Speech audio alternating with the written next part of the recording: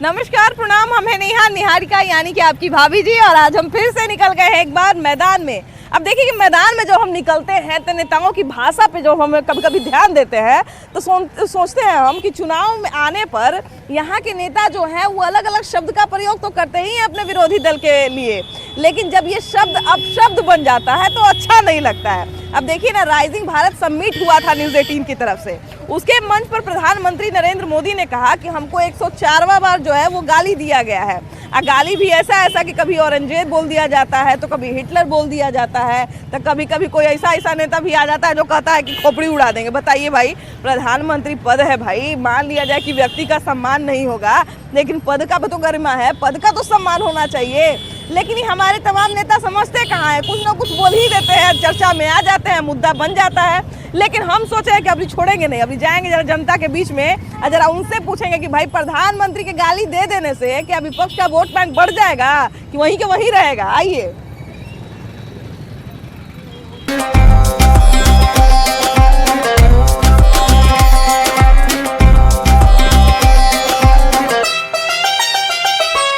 लेकिन ये विपक्ष के नेता का भाषा इतना काहे स्तर गिर जाता है कि कभी बोल देते हैं औरंगजेब तो कभी हिटलर बोल देते हैं। मैं भारत के 140 करोड़ जनता की तरफ से बोल रहा हूँ। हमारे देश के कोई भी प्रधानमंत्री हो, हम अपने मत के अनुसार उसको आलोचना कर सकते हैं, लेकिन व्यक्तिगत किसी का अधिकार नहीं है। संविधान के विपक्ष की बात होता है। प्रधानमंत्री देश के प्रधानमंत्री होते हैं, सभी का सेवक होते हैं। हम अपने सेवक को अपनी इच्छा के अनुसार चुनते हैं तो गाली देना अनुचित है। किसी भी व्यक्ति को गाली देना नहीं चाहिए। कोई प्रधानमंत्री तो आते जाते रहेंगे, पद के गरिमा हर व्यक्ति को रखना चाहिए। बिल्कुल बिल्कुल। ये संविधान के अनुकूल है, प्रतिकूल नहीं है। क्योंकि हमारे भारत के वो नागरिक हैं, हम चुने हुए हैं, स्वतंत्र चुने हुए हैं। जो कुछ भी बोलते हैं वो हमारे हित में बोलते हैं। यदि हमारे विपक्ष में बोलते हैं तो उन्हें सभ्यता और संस्कृति के अनुसार उनसे बात करनी चाहिए। बिल्कुल, है ना। गाली गलौज ये किसी संविधान या संस्कृति का ये देन नहीं है। यह बिल्कुल संविधान के विरुद्ध है। चाहे कोई भी प्रधानमंत्री हो, चाहे नरेंद्र मोदी हो, चाहे आने वाले पीढ़ी हो, चाहे कोई हो, ये पक्ष विपक्ष हमारा ये संस्कार है। संस्कार के मतलब सभ्यता और संस्कृति के अनुसार आलोचना करना चाहिए, यानी किसी को गाली गलौज नहीं देना चाहिए। यह संविधान के विपरीत चीज है। अच्छा देखिए, जैसे जैसे चुनाव आता है, जैसे ही चुनाव नजदीक आता है तो ये चीज तो हम लोग देखते हैं कि भाई पार्टी एक दूसरे की आलोचना करती है, एक दूसरे पर छींटाकसी करती है, लेकिन भाषा का स्तर कई बार इतना नीचे गिर जाता है कि हम लोग भी सोचने पे मजबूर हो जाते हैं कि ये लोग नेता सही में हमारे ही देश के हैं कि कहीं से जंगल उंगल से उठा के ले आए हैं हम लोग। ये जो है बौखलाहट है। ये इनको अभी से ही लग रहा है कि मेरा कोई ये अस्तित्व नहीं रहेगा, तो वो अपने अस्तित्व को बचाने के लिए, अपने आप को हाईलाइट में लाने के लिए वो तरह तरह के बातों को बोलते हैं। हमारे जो प्रधानमंत्री हैं उनके बारे में कुछ अशब्द बोलते हैं ताकि उन पे लोग फोकस करें। लेकिन इसे कुछ होना नहीं है। इससे कुछ होना नहीं है। और रही बात किसी को आलोचना करने की, तो ये हमारी संस्कृति के खिलाफ है। हम तो यही जानते हैं भैया कि विपक्ष या सत्ता पक्ष चुनाव के दिन में ऐसा कोई काम नहीं करता है जिससे वोट ना मिले। हर वो काम करता है जिससे वोट मिले। तो क्या प्रधानमंत्री को गाली देने से उन लोगों को वोट मिल जाएगा? जितने भी विपक्ष वाले हैं, सब विपक्ष का यही काम रह गया है। कभी प्रधानमंत्री को गाली बकना, कभी देश के खिलाफ बात करना, कभी सनातन धर्म के खिलाफ बात करना, कभी भगवान को गाली देना। ये लोग गाली पर उतर गए हैं, जितने भी विपक्ष वाले लोग हैं। लेकिन इनके गाली से सोचते हैं कि उनको फायदा हो जाएगा, लेकिन नहीं, गाली से उनको हानि ही होगा। और लोग समझदार है। भारत की जनता, भारत के 145 करोड़ जनता जाग चुका है कि गाली देने वाले को बहिष्कार करना है। और हम लोग सबको उनको गाली देने वालों को बहिष्कार करते हैं। ऐसे ऐसे गाली देने वाले जब गाली बक सकते हैं तो देश क्या चलाएंगे? आज 26 महागठबंधन में शामिल हुए हैं। जहिया 2 थे तो भारत के 2 टुकड़ा हुआ, आज 26 को है तो 26 को क्या होगा वो तो भगवान ही जाने। लेकिन जिस तरह से हमारे माननीय प्रधानमंत्री को आलोचना कर रहा है, गाली बक रहा है, ऐसे ऐसे विपक्ष को हम लोग बहिष्कार करते हैं। नहीं, आलोचना करना या फिर कहा जाए कि विवेचना करना, ये तो बड़ा सुंदर शब्द है भाई। आलोचना करे तो बड़ी अच्छी बात है। हमारे घर के जो मुखिया ही होते हैं उनको भी हम लोग बताते हैं कि चाचा आपसे ये गलती हो रहा है, पापा आपसे ये गलती हो रहा है ना, ये चीज़ को ऐसे कर दीजिए, तो हम लोग घर में भी करते हैं। लेकिन गाली देते देते अब देखिए ना, यहाँ पे कोडरमा के वो नेता हैं आरजेडी के, अवधेश यादव नाम है उनका, वो तो इतना तक बोल दिए कि प्रधानमंत्री का खोपड़ी उड़ा देंगे। तो बताइए इस सब तरह से के बाद से वोट मिल जाएगा?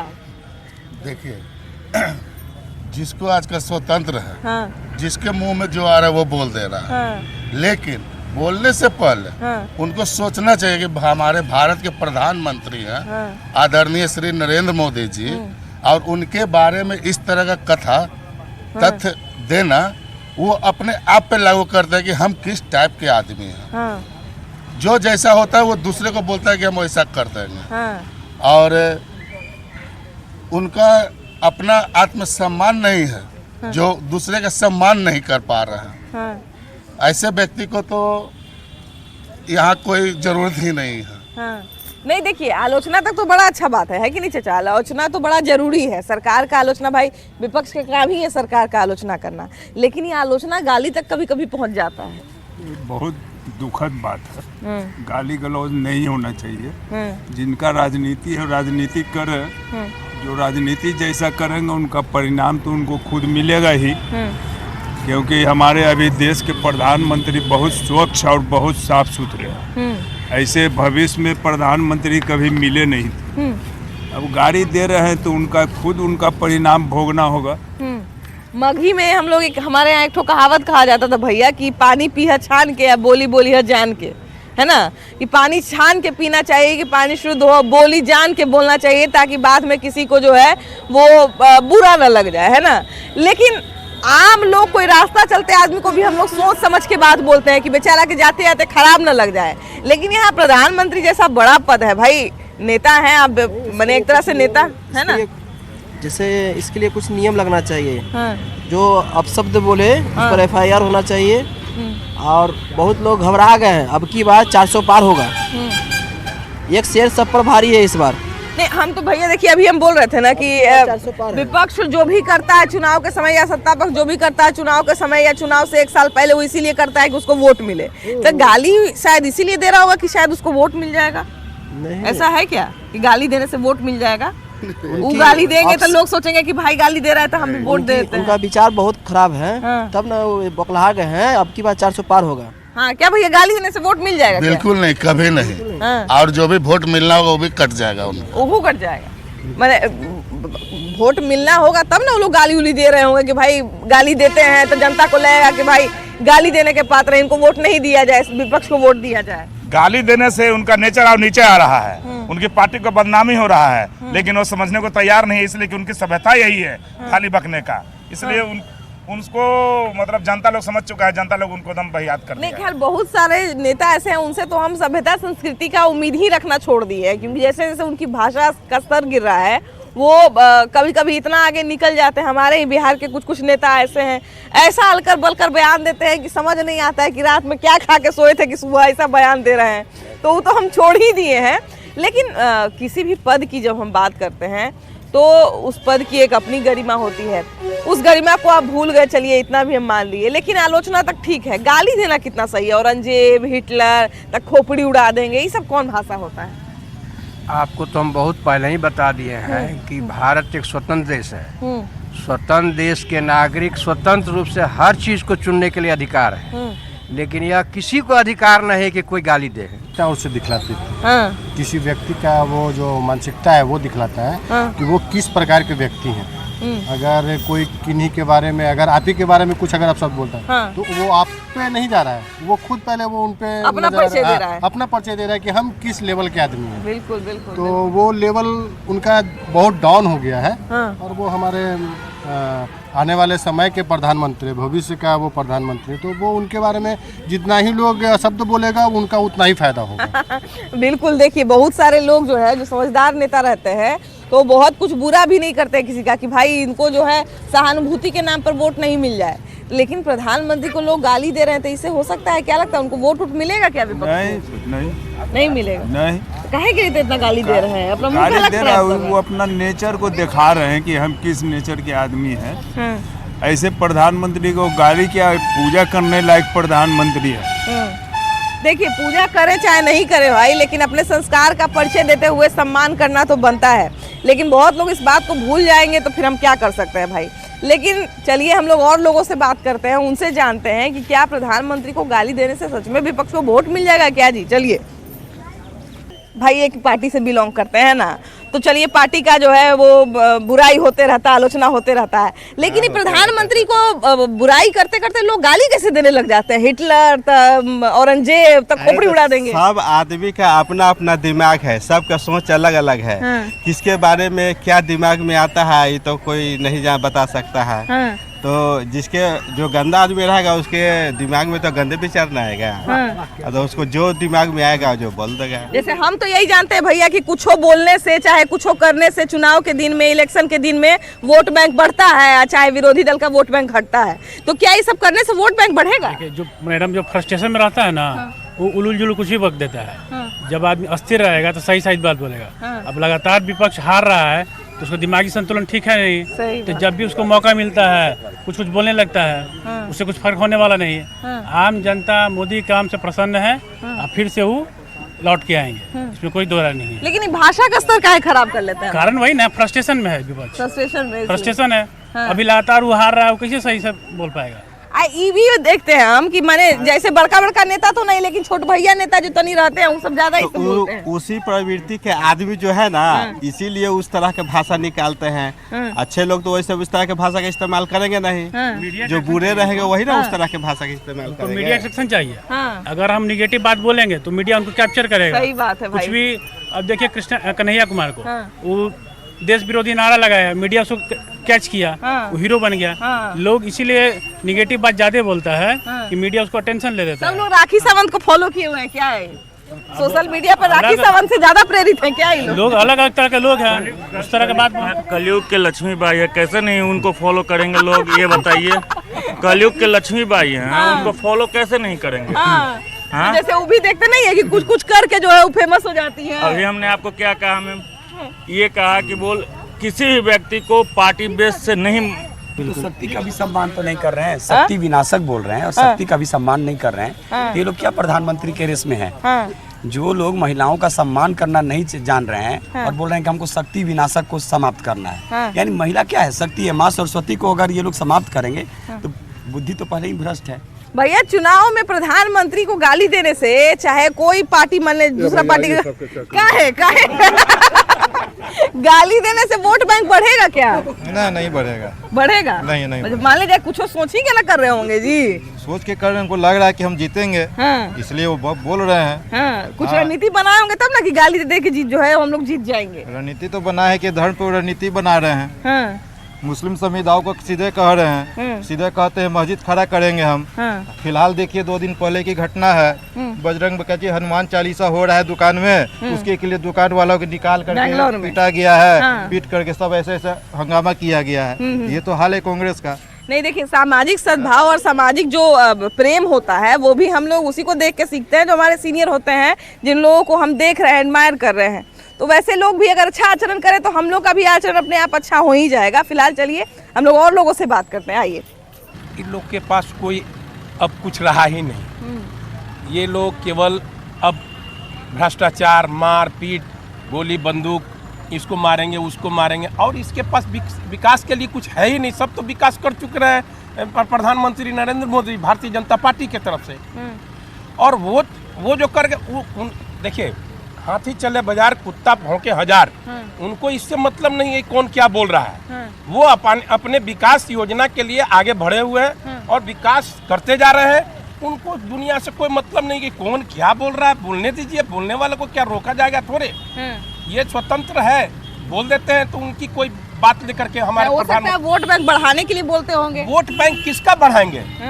चोर चोटा जितने होंगे, भ्रष्टाचारी होंगे, उन्हीं के लिए ना बढ़ाएंगे। और तो कोई नहीं बढ़ाएगा, उनके साथ तो इंसान नहीं आएगा। आज तक तो जितना कर चुके, जितना विकास किए, अभी पूरे वर्ल्ड में जितना नाम हुआ, कहाँ वर्ल्ड के बाहर में कोई तो गाली नहीं देता है। हमारे देश के बाहर तो कोई गाली नहीं देता है, और नहीं तो वहाँ पर पैर छू करके प्रणाम करता है। और जितना अब सोचिए, जो कभी सोचा नहीं गया था, वहाँ पर राम मंदिर बन गया हमारे विदेश में, यहाँ राम मंदिर बना। ये लोग कभी कुछ किया ही नहीं, केवल विकास के नाम पर लूटा है, भ्रष्टाचारी है। और कोई मुद्दा है नहीं इनके पास। देखिए, विकास के लिए क्या बतियाएंगे, उनके पास क्या मुद्दा है? न कोई किसी का नौकरी जानते हैं, न किसी का हॉस्पिटल जानते हैं, न किसी का, केवल है चोर चोट्टा लोग, केवल लड़ने का जानता है कि मारो पीटो दारू ताड़ी, यही सब में रह गया लोग। चुनाव में देखिए कुछ ना कुछ बदलाव तो आता ही है, और ये सब जो माहौल बनता है, बिल्कुल ये सब जो माहौल बनता है कि उसको वो कुछ बोल रहा है, उसको वो कुछ बोल रहा है, ये भी नॉर्मल है। लेकिन बात जब भाषा जब कुछ अलग ही दिशा में निकल जाता है, तब थोड़ा लगता है कि भाई किस तरह के लोग। देखिए, किसी के भाषा से या किसी के बोलने से कुछ भी फर्क पड़ने वाला नहीं है। नरेंद्र मोदी का अगर हम लोग देखें, कार्यकाल भी देखें पिछले जो 10 साल का है, ऐसे ही नहीं लोग उन्होंने उनको वोट किया है। और इस बार भी ये सारे लोग मूड बनाए हुए हैं कि उन्हीं को वोट करना है, उन्हीं को वोट करेंगे। क्योंकि बहुत सारा योजना, अगर मैं भी योजना गिनाने लगूँ तो पता नहीं कितना सारा योजना है उनका, जनधन योजना हो या उज्ज्वला योजना हो या फिर और भी बहुत सारा योजना है। तो सारे चीज़ में उन्होंने काम किया भी है। पहले तक बीजेपी को इतना मौका मिल नहीं पाता था, कांग्रेस बहुत दिन तक शासन किए भी है, बट अब जो बीजेपी को मौका मिला है, बहुत सारे एजुकेटेड लोग भी हैं, तो वो जानते हैं कि हाँ भाई किसे वोट देना है और कौन काम कर रहा है केंद्र में। तो मुझे नहीं लगता कि केंद्र में कोई उनको हरा सकता है, कोई हरा पाएगा। यहाँ पे बस ये बात है कि 400 के पार जाएगा या 410 होगा या कितना सीट होगा, वो डिपेंड करेगा इस बार चुनाव के बाद। जैसे हम लोग तो भैया यही जानते हैं कि इलेक्शन में, जैसा कि हम बार बार बोल रहे हैं कि इलेक्शन में जो भी कुछ होता है या तो अपना वोट बैंक बढ़ाने के लिए होता है या अपने विरोधी दल का वोट बैंक घटाने के लिए होता है। तो क्या प्रधानमंत्री को गाली देने से या उनको अपशब्द बोलने से या उनके प्रति अपनी भाषा का स्तर गिरा देने से क्या वोट बैंक बढ़ेगा विपक्ष का? नहीं, वोट बैंक तो नहीं बढ़ेगा, लेकिन ऐसे लोग जो गाली दे रहे हैं या औरंगजेब बोलते हैं, तो ये उनकी योजना का एक हिस्सा हमको लगता है, और उन लोगों को गिरफ्तार करके उचित कार्रवाई करनी चाहिए ताकि आने वाले समय में कोई इस तरह का बात नहीं बोले। क्योंकि प्रधानमंत्री का कोई व्यक्ति का प्रधानमंत्री नहीं है, पूरे देश के प्रधानमंत्री हैं और विश्व के सर्वमान्य नेता हैं। तो ऐसे भाषा का इस्तेमाल करके नहीं करना चाहिए और उनको गिरफ्तार करके उचित कार्रवाई करें ताकि आगे इस तरह का घटना नहीं हो। आपने कहा कि योजनाबद्ध तरीके से करते हैं या उनकी योजना है, तो इस योजना के पीछे क्या कारण है? इससे करने से क्या होगा? ये केवल तुष्टीकरण की नीति है, जिससे कि हमको मुसलमान का वोट उनको मिले और उससे वो आगे अपने पद पे आए, ऐसा उनको लगता है। लेकिन अभी हमारे जो देश की जनता है इन नेताओं की बातों को समझ चुकी है और वो अपने हिसाब से अपना निर्णय देगी। ये हिटलर और तानाशाह, हिटलर को तो भाई तानाशाह के रूप में ही हम लोग जानते हैं, तो तानाशाह प्रधानमंत्री हैं क्या? तानाशाह तो उन लोगों को लग रहे होंगे, विपक्षियों को। मोदी जी इस देश के लिए अमृत के समान है और विपक्षियों के लिए वो विष के समान है। इसलिए वो हिटलर और औरंगजेब का उनको उपाधि दे रहा है। मोदी जी जैसा देश में आज तक 70 साल में कोई प्रधानमंत्री नहीं हुआ जिनके नेतृत्व में पूरा देश आज विश्व में मोदी जी को नंबर 1 नेता मानता है, ईमानदार नेता में नंबर 1 नेता मानता है। ये सब चीज़ देख के हम लोगों का भी सीना चौड़ा हो जाता है। और अगर हम लोग इस बार प्रधानमंत्री जी को फिर से पुनः स्थापित नहीं करेंगे तो हमारे आने वाली पीढ़ी हम लोग को कभी माफ़ नहीं करेगी।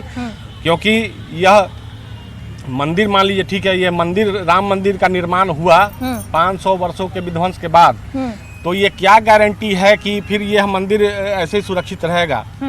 इसके सुरक्षित करने का जिम्मा किनके हाथों में है? हमारे आने वाली पीढ़ी के हाथ में है। तो इसलिए ऐसे नेतृत्व का ही आना जरूरी है कि हमारे आने वाली पीढ़ी का ये सब मिशन हो कि भाई मेरा राम मंदिर सुरक्षित रहे। नहीं, एक चीज तो हमने भी देखा है कि पिछले कुछ दिनों में नेताओं के भाषा का स्तर इतना गिरते क्यों जा रहा है? अब जंगल राज आने वाला नहीं है, अब मंगल राज आ गया है। मोदी जी जो कर रहे हैं ना, वो लोग झूठों को अपना भाषण दे रहे हैं, उससे कुछ छोड़े जाने वाला है नहीं। अब सब लोग का मंगल राज है। इसको आगे बढ़ाएं। आज तक अगर बोलते हैं कि हम जात का बात करते हैं, यादव समाज का बात करते हैं, अति पिछड़ों का बात करते हो, अपने पार्टी में आज तक न किसी को अध्यक्ष बनाए, न किसी को मुख्यमंत्री का आज तक बनाए। इनका बेटा काबिलियत रखता हो नहीं रखता हो, लेकिन मुख्यमंत्री तेजस्वी यादव ही बनेंगे। जाति के नाम पे इनको वोट चाहिए, सभी लोग को मूर्ख बनाते हैं। और यादव समाज के लोग, अति पिछड़े वाले लोग अपने बाल बच्चा के बारे में नहीं सोचते हैं। लालू जी तो अपने बच्चे के बारे में बहुत सोच रहे हैं भाई। तो कहते हैं कि भाई पहले चप्पल पहन के लोग नहीं जा पाता था, अब हम देखिए किसी का कोई औकात नहीं है कि चप्पल खुलवा दे। ये समय बदला है। पहले लोग कहाँ थे? पहले अपने बच्चे को लोग सरकारी स्कूल में भेजना पसंद करते हैं, आज प्राइवेट में भेजना पसंद करते हैं। तो ये समय का बदलाव है। ये लालू जी का बदलाव नहीं है। ये बस मूर्ख बनाते हैं कि जाति के नाम पे झंडा उठाइए और यादव के नाम पे हमारे बेटा को वोट दीजिए। हमारा बेटा काबिल हो, 9वां फेल हो, उससे मतलब नहीं है। जाति के नाम पे हमको वोट दीजिए। खैर अब तो अपने घर में भी लोग चप्पल खोल के जाते हैं भाई, सबको सफाई पसंद है। लेकिन हम बात है कि चुनाव आते ही आरोप प्रत्यारोप सब अपनी जगह है, लेकिन भाषा का स्तर सीधा अर्श से फर्श पे कैसे आ जाता है नेताओं का? इससे क्या होता है? इलेक्शन है, 2 पार्टी होगा या 4 पार्टी, वो अपना तरफ खींचना चाहेंगे तो कुछ शब्द वो बोलेंगे, वो खींचना चाहेंगे कुछ शब्द बोलेंगे, इससे लोग प्रभावित होते हैं। ये जनता पक्का समझ गई है। बोले या नहीं बोले उससे कोई मतलब नहीं है। हाँ, मतलब आप भाई अब प्रचार करके तो अपना प्रचार कर नहीं सकते हैं, अच्छा बोल के तो प्रचार नहीं कर सकते हैं, तो कुछ उल्टा पुल्टा बोल दें। बोले जो समझने वाले समझ के चुपचाप देख रहे हैं, हंस रहे हैं, बात खत्म है। पार्टी बस विचारधारा होती है, पार्टी की तरफ से जो है बस विचारधारा ही आगे बढ़ती है, लेकिन जैसे ही काम की बात आती है तो आपने जिस लीडर को, अपने जिस नेता को चुन के भेजा है तो वही आपका काम करके देंगे। फिर आप किसी दूसरे पार्टी का गिरेबान आप जाके नहीं पकड़ सकते हैं, आपको उसी नेता से जो है जाके पूछना पड़ेगा और उनसे जवाब मांगना पड़ेगा। लेकिन हाँ, जैसा कि हम बार बार बोल रहे हैं कि भाषा का एक स्तर भी आपको बना के रखना पड़ेगा, लेकिन फिर भी क्यों लोग भूल जाते हैं भाई, ये उनकी बात है। लेकिन फिलहाल चलिए इस एपिसोड में इतना ही, अगले एपिसोड में हम लोग फिर से मिलेंगे एक नए मुद्दे के साथ, लेकिन तब तक के लिए बाय बाय।